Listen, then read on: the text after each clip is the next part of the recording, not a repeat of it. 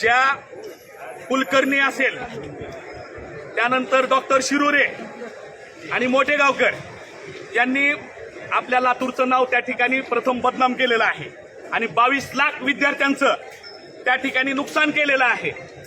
आणि नाक आहे नाक नाही अशी एक म्हण आहे, त्याप्रमाणे 11वी 12वीचं ऍडमिशन त्यांनी त्या ठिकाणी चालू केलेलं आहे।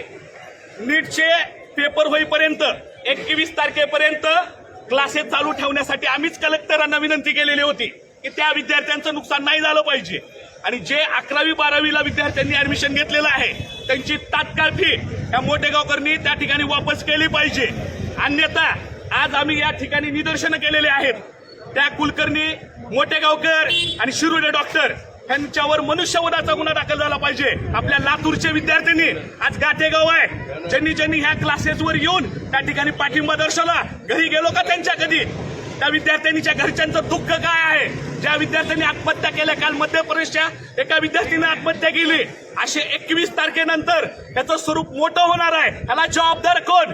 त्यांचे जेवढे त्या ठिकाणी पेपरफुटीमध्ये सापडलेले आहेत त्यांच्यावर मनुष्यवधाचा गुन्हा त्या ठिकाणी दाखल झाला पाहिजे। विद्यार्थ्यांची फी वापस त्या ठिकाणी झाली पाहिजे आणि त्या ठिकाणी आम्हाला कुठलंही 21 तारखेपर्यंत कुठलंही आम्ही त्या ठिकाणी शिक्षण क्षेत्रात हस्तक्षेप आम्ही करणार नाही। परंतु यांनी जर 11वी 12वीचे जर ऍडमिशन घेतले तर हे शांततेत आंदोलन आहे।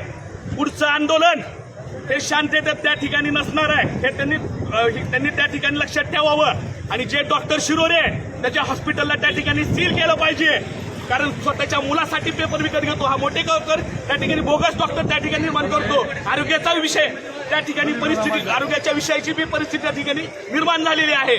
म्हणून आमची सरकारला विनंती आहे की यांच्यावर तात्काळ त्या ठिकाणी नियंत्रण करा। सीबीआयला आमची बी त्या ठिकाणी विनंती आहे, ह्या क्लासेसला जोपर्यंत तो जे आरोपी आहेत की जे त्या ठिकाणी निर्दोष कोर्टातून सुटत नाही तोपर्यंत हे क्लासेस त्या ठिकाणी बंद झाले पाहिजे, अन्यथा आम्ही त्या ठिकाणी उग्र स्वरूपाचं त्या ठिकाणी आंदोलन करू।